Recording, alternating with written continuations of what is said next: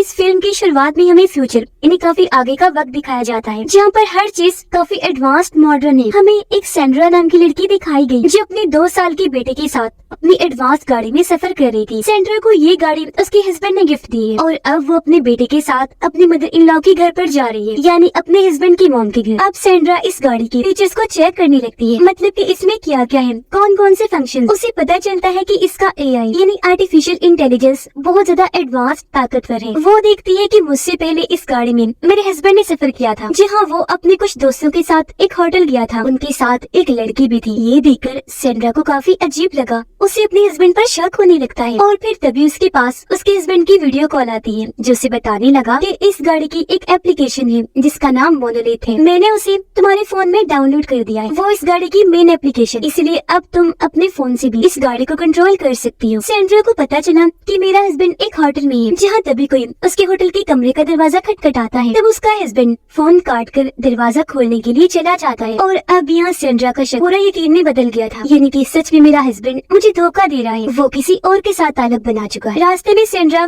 एक store room में रुकती है कुछ सामान खरीदने के लिए। वो अपने बेटे के साथ स्टोर के अंदर गई, तभी वो देखती है कि बाहर एक आदमी उसकी गाड़ी के अंदर झांक रहा है, पर क्योंकि वो फोन से अपनी गाड़ी को कंट्रोल कर सकती है, इसीलिए उसने जल्दी से फोन लिया। वो यहाँ पर गाड़ी का वॉल्ट मोड ऑन कर देती है, जिससे गाड़ी के अंदर अब कोई भी नहीं जा सकता, यानी कि गाड़ी अब पूरी तरह लॉक्ड होकर एक बंकर जैसी बन गई। फिर सेंड्रा वहाँ पर सामान खरीदने लगी, देखती है कि मेरा बेटा यहाँ पर है ही नहीं। इस बात से वो काफी डर गई, हर जगह अपने बेटे को ढूंढने लगती है, क्योंकि उसके बेटे को अस्थमा था, जिसे दमा भी कहते हैं, जो सांस की बीमारी होती है। और अब जब वो बाहर गई तो देखती है कि कुछ लड़कियाँ मेरे बच्चे के साथ खेल रही हैं। अपने बेटे को देखकर उसकी जान में जान आई, लेकिन लड़कियों पर उसे गुस्सा भी आ रहा था। वो जल्दी से अपने बच्चे को उठाती है और लड़कियों को उल्टा सीधा बोलने लगती है, जिस बात से लड़कियों को गुस्सा आ गया। वो सेंटर की तरफ बढ़ने लगी तो वो जल्दी से अपने बेटे को लेकर गाड़ी में बैठ जाती है और गाड़ी का बंकर वाला इन्हीं वॉल्ट मोड ऑन कर देती है। फिर कुछ ही देर के बाद यहाँ से अपने बेटे को लेकर चली जाती है। फिर तभी सेंड्रा अपने बेस्ट फ्रेंड को कॉल करती है। उसके दोस्त ने बताया कि इस वक्त मैं एक होटल के कमरे में हूँ, मैं यहाँ पर अपने दोस्त के साथ हूँ जिसे मैं पसंद करती हूँ। सेंड्रा यहाँ पर समझ जाती है कि हो ना हो मेरी दोस्त मेरे हस्बैंड के साथ ही है, इन दोनों का ही आपस में चक्कर चल रहा है। सेंड्रा को तभी महसूस हो गया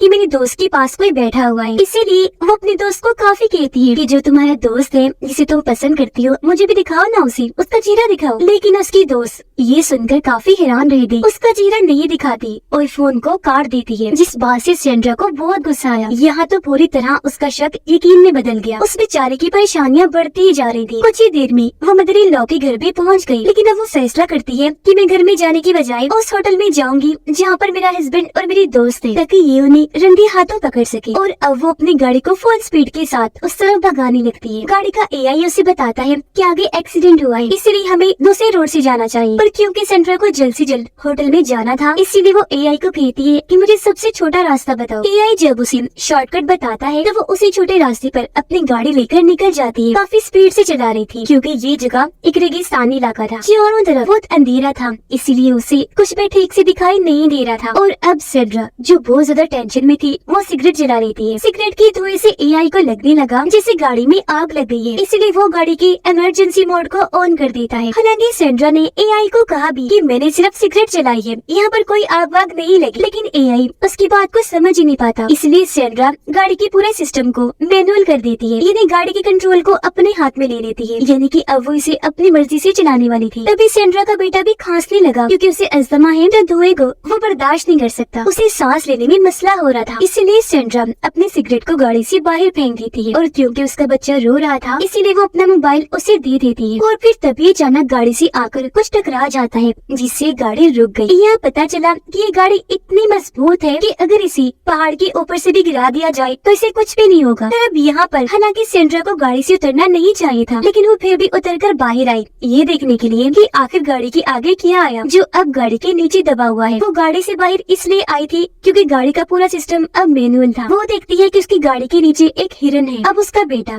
जो गाड़ी के अंदर ही बैठा हुआ था, वो सेंड्रा के मोबाइल में मोनोलिथ ऐप को खोल देता है और गलती से उस बंकर वाले वॉल्ट मोड को ऑन कर देता है, जिससे गाड़ी एक बार फिर से पूरी तरह बंद हो जाती है, लॉक्ड हो जाती है। ये बहुत बड़ी मुसीबत की बात है, क्योंकि इसका मतलब था कि अब कोई ना गाड़ी से बाहर जा सकता है और न ही बाहर से कोई गाड़ी के अंदर आ सकता है। ये देखकर सेंड्रा काफी घबरा गई, जल्दी से गाड़ी के पास आती है, अपने बेटे को देखने लगी जो अभी ठीक था। वो सोचने लगती है कि अब मैं गाड़ी का दरवाजा कैसे खोलूं। वो पेड़ की टहनी से हाथों से भी उसे खोलने की कोशिश करती है, लेकिन कोई फायदा नहीं होता। सेंड्रा देखती है कि मेरे बेटे ने अभी भी उसी एप्लीकेशन को ही खोला हुआ है। बेदिखाने में वो उसे ये समझाने की कोशिश करती है कि किसी तरह वॉल्ट मोड को ऑफ कर दे, लेकिन जाहिर है वो बच्चा सिर्फ 2 साल का ही था, तो इन बातों को समझना उसके लिए नामुमकिन था। जहाँ तभी अचानक उसके बेटे के हाथ से मोबाइल छोड़कर नीचे गिर जाता है और अब वो फोन भी नहीं उठा सकता क्योंकि उसे सीट बेल्ट लगी हुई थी और अब बच्चा अपनी सीट बेल्ट को भी नहीं खोल सकता था। बाहर सेंड्रा बहुत परेशान हो जाती है। वो एक पत्थर उठाकर गाड़ी का शीशा तोड़ने की कोशिश करती है, पर जाहिर है ये दुनिया की सबसे मजबूत और महफूज गाड़ी थी, तो इसके शीशे को भी तोड़ना नामुमकिन था। सेंड्रा बहुत ज्यादा घबरा जाती है। उसे याद आया कि मैंने पीछे एक पावर हाउस देखा था, इसीलिए ये जल्दी से भागकर वहाँ पर जाती है मदद मांगने, लेकिन वहाँ पर कोई भी नहीं होता। वहाँ पर एक फोन भी था जो उठाकर जल्दी से सेंड्रा मदद मंगवाने लगती है, पर पता चला कि ये फोन भी खराब है, इसलिए एक बार फिर वो गाड़ी की तरफ जाने लगी, पर उसे एहसास हुआ कि मेरे आसपास कोई जानवर है। वो काफी डर गई, जल्दी से भागी, गाड़ी की छत पर चढ़ के बैठ जाती है। जब उसने चारों तरफ लाइट मारकर देखा तो उसके पीछे सच में एक जानवर पड़ा हुआ था, पर अब वो इतनी आसानी से उसकी जान छोड़ने वाला नहीं था। वो गाड़ी के आसपास घूमने लगता है सेंड्रा को पकड़ने के लिए। ये देखकर सेंड्रा को एक आइडिया आया। वो एक कुल्हाड़ी लेकर गाड़ी पर जोर से देकर मारती है, जिससे गाड़ी का अलार्म बजने लगा। उसकी तेज आवाज सुनकर वो जानवर वहाँ से भाग जाता है और ऐसे ही फिर रात गुजर गई। जैसे ही सुबह हुई सेंड्रा देखती है कि जहाँ पर मेरी गाड़ी खड़ी हुई है वहाँ पर दूर दूर तक बस रेगिस्तान ही है, जिसका मतलब साफ था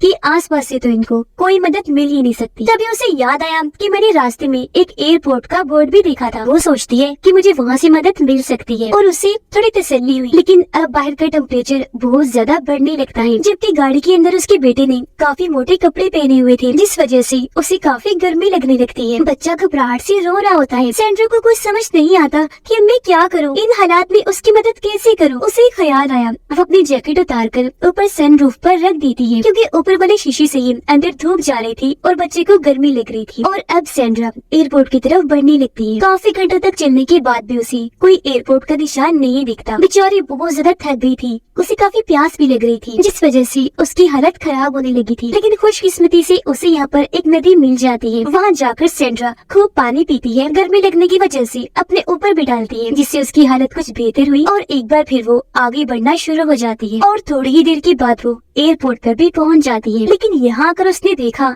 कि ये एयरपोर्ट तो एक वीरान एयरपोर्ट है, जहाँ पर कुछ टूटे फूटे खराब प्लेन्स के अलावा कुछ भी नहीं है। वो प्लेन के अंदर गई, रेडियो उठा लेती है ताकि इसके जरिए वो कोई मदद मंगवा सके, लेकिन बदकिस्मती से ये रेडियो खराब होता है। उसे यहाँ पर एक बोतल मिली, जिसे लेकर वो प्लेन से नीचे उतर जाती है। उसने प्लेन के 2 टायर भी जला दिए थे, जिसके बाद वो आगे बढ़ गई। टायर उसने इसलिए जलाए थे ताकि वहाँ आग और धुआं देखकर कोई इनकी मदद करने के लिए इस तरफ आ जाए। सेंड्रा अब बोतल लेकर नदी तक आ गई, जहाँ से वो खूब पानी भरने लगती है। और जैसे ही वो अपनी गाड़ी के पास पहुंची देखती है कि मेरी जैकेट जो मैंने सनरूफ के ऊपर डाली थी वो नीचे गिरी पड़ी है, जो देखकर वो डर गई। उसे अपने बच्चे की फिक्र होने लगती है, इसलिए वो भागकर गाड़ी की तरफ बढ़ने लगी। गाड़ी के पास आकर देखती है कि गर्मी की वजह से मेरा बेटा बेहोश हो गया है, साथ ही उसकी हालत भी काफी खराब है। इसीलिए वो अपने साथ लाया हुआ पानी गाड़ी के ऊपर डाल देती है ताकि टेम्परेचर थोड़ा कम हो सके। अब हालांकि गाड़ी का फैन चल रहा था, पर एसी न चलने की वजह से उसके बच्चे को इतनी गर्मी लगी कि वो बेहोश हो गया। यहाँ सेंड्रा को एक आइडिया आया। वो गाड़ी की फ्रंट सामने वाली साइड जहाँ वेंटिलेशन होती है, हवा अंदर जाती है, वहाँ पर वो आग लगाकर धुआं पैदा करती है ताकि धुआं अंदर जाए और गाड़ी अपनी खिड़कियों को खोल दी। लेकिन ऐसा कुछ नहीं होता, बल्कि इसका उल्टी होता है। जब धुआं अंदर जाता है तो गाड़ी का ऑटोमेटिक सिस्टम बजाय खिड़कियों को खोलने की वेंटिलेशन को ही बंद कर देता है, जिससे थोड़ी बहुत हवा जो पहले अंदर जा रही थी वो भी अब जाना बंद हो जाती है, जिस वजह से सेंड्रा काफी दुखी होकर रोने लगती है। वो इतनी परेशान हो गई थी कि फौरन उठी, हथौड़ा लेकर गाड़ी पर हमला कर देती है। कई बार उसने हथौड़े से गाड़ी पर मारा, लेकिन उस पर एक खरोच तक नहीं आई, जिससे यहाँ ये बात क्लियर हो गई कि इस गाड़ी को किसी भी तरह से तोड़ा नहीं जा सकता। और अब सेंड्रा पूरी तरह से थक हार कर वहीं पर लेट जाती है। जिसके बाद दिखाया गया कि कहानी में कुछ साल गुजर गए हैं, जहाँ सेंड्रा अपने हस्बैंड के साथ इसी जगह पर आती है, क्योंकि उस गाड़ी वाले हादसे में उसके बेटे की मौत हो गई थी, जिसके बाद सेंड्रा ने उसे यहीं पर दफन कर दिया था। यहाँ उसका हस्बैंड कहता है कि तुमने हमारे बच्चे को मारा है, तुमने ही उसे गाड़ी के अंदर बंद कर दिया था। जो सुनकर सेंड्रा काफी रोने लगती है और अचानक ही सेंड्रा की आँख खुल जाती है, क्योंकि ये सब कुछ वो सिर्फ सपने में ही देख रही थी। उसे फौरन अपने बच्चे का ख्याल आया। गाड़ी के पास आकर वो देखती है कि मेरा बेटा एक ही पोजीशन में बैठा हुआ है, वो जरा भी हरकत नहीं कर रहा, बिल्कुल जैसे पत्थर बन के बैठा है। सेंड्रा की आंखों में दुख साफ नजर आ रहा था, क्योंकि वो समझ गई थी कि अब मेरा बेटा सच में मर गया है, हमारे साथ इस दुनिया में नहीं रहा। अब दुखी होते हुए अपने बच्ची को कहती है कि तुम तो सीधा हेवन जन्नत में जाओगी, जबकि मैं हेल जहन्नम में जाऊंगी। वो रो भी रही थी, लेकिन तभी अचानक वो देखती है कि मेरे बच्चे की उंगलियां हिल रही हैं, जिससे उसकी जान में जान आ गई कि शुक्र है मेरा बच्चा जिंदा है। अब वो जिंदा तो था, लेकिन उसकी हालत काफी खराब हो गई थी। सैंड्रा अभी अपने बच्चे को देख ही रही थी कि तभी वो जानवर फिर से आ गया, उस पर हमला कर देता है। तब उसे बचने के लिए एक बार फिर सैंड्रा गाड़ी के ऊपर चढ़ जाती है, लेकिन क्योंकि चढ़ बहुत ज्यादा गर्म थी, इसलिए वो जल्दी से उतरकर गाड़ी के नीचे आ जाती है। लेकिन यहाँ पर भी वो जानवर आकर उस पे हमला कर देता है। पर कुछ ही देर में सैंड्रा को इस बात का एहसास हो गया कि गाड़ी के नीचे जो हिरन फंसा हुआ है वो जानवर उसके लिए आया है, इसीलिए वो हिरन को निकालकर जानवर के सामने फेंक देती है। और अब जैसे हिरन वहाँ से हटा, गाड़ी पीछे की तरफ खिसकने लगती है। ये देखकर सैंड्रा जल्दी से उठी, गाड़ी के पीछे आकर खड़ी हो गई, उसे रोक देती है। फिर उसने पत्थर का सहारा भी लगा दिया ताकि गाड़ी पीछे न जाए, क्योंकि वहाँ पर खाई थी। और अब तभी सैंड्रा के दिमाग में एक आइडिया आया। वो सोचती है क्यों ना मैं गाड़ी को ऊपर से नीचे फेंक दूं, ताकि गाड़ी के एआई सिस्टम को यकीन हो जाएगा कि सच में एक्सीडेंट हुआ है, इसीलिए वो दरवाजे खोल देगा, क्योंकि उसने कंपनी से इस बारे में सुना भी था। साथ ही उसे इस बात का भी यकीन था, क्योंकि ये गाड़ी बहुत मजबूत है, तो गाड़ी को ऊपर से नीचे फेंकने के बाद भी उसके बच्चे को कुछ नहीं होगा। और अब सैंड्रा ऐसे करती है, वो पहले पत्थर को हटाती है, फिर गाड़ी को धकेलते हुए खाई में नीचे फेंक देती है। और अब जब गाड़ी हवा में थी, तो एआई सिस्टम को पता चल गया था कि गाड़ी हवा में है, जिसका मतलब है कि गाड़ी का एक्सीडेंट हो गया है। इसलिए गाड़ी अपने मोशन सेंसर को ऑन कर देती है, जिससे होता ये है कि गाड़ी खुद ब खुद बैलेंस में आ जाती है और बिल्कुल सीधी आकर जमीन पर लैंड होती है। आसपास बस धुआं उड़ रहा था। सैंड्रा जल्दी से नीचे आ गई। धुएं को देखकर वो काफी डर जाती है, लेकिन जैसे गाड़ी के पास आई, वो ये देखकर काफी हैरान रह गई कि गाड़ी इतने महफूज तरीके से लैंड हुई है। और एक अच्छी बात, अब दरवाजा भी खुल गया था, क्योंकि गाड़ी को डिजाइन इस तरह किया गया था कि जब लगे कि गाड़ी का एक्सीडेंट हुआ है, ये अपने दरवाजे खुद ब खुद खोल देगी, यानी कि दरवाजे अनलॉक्ड हो जाएंगे। और अब सैंड्रा अपने बेटे को गाड़ी से बाहर निकालती है। वो उसके सारे कपड़े उतारकर उसे छांव में लेकर बैठ जाती है ताकि उसे ठंडक महसूस हो। लेकिन अभी भी बच्चे की हालत काफी खराब थी, जबकि गाड़ी एक बार फिर से खुद को रिबूट कर देती है। और अब जैसे गाड़ी रिबूट हुई, वो चलने की दोबारा काबिल हो जाती, इसलिए सैंड्रा जल्दी से अपने बच्चे को लेकर गाड़ी में बैठ गई। वो गाड़ी के एक मोड को जैसे ऑफ करती है, गाड़ी की टायर उठ जाती है। सैंड्रा के सामने कुछ चट्टानें थी, जिन पर वो बिना डरे चलना शुरू हो जाती है, क्योंकि वो जानती थी कि ये गाड़ी किसी भी रोड पर आसानी से चल सकती है। और अब सैंड्रा गाड़ी की स्पीड काफी तेज कर लेती है। काफी मुश्किल चट्टानों को पार करने के बाद आखिर वो मेन रोड तक आ ही जाती है। यहाँ से सीधा सैंड्रा अपने बेटे को हॉस्पिटल लेकर गई, और कुछ ही देर में उसका बच्चा बिल्कुल ठीक नॉर्मल हो जाता है। और इस तरह सैंड्रा ने अपने बच्चे की जान बचा ली, जिससे वो बहुत ज्यादा खुश हो जाती है, ये सोचकर कि आखिर आज मैंने एक माँ होने का फर्ज पूरा कर दिया है। अपने बच्चे के लिए जो मैं कर सकती थी मैंने किया। सैंड्रा को अब तक ये बात भी कंफर्म हो गई थी कि सच में मेरा हस्बैंड मुझे धोखा दे रहा है, और उसका ताल्लुक सच में मेरी दोस्त के साथ ही है। और अब वो ये फैसला करेगी कि मुझे अपने हस्बैंड के साथ रहना है या फिर नहीं, या फिर वो ऐसे ही अपने बच्चे के साथ आगे की जिंदगी गुजारे। इसी के साथ इस फिल्म की कहानी यहीं पर खत्म हो जाती है।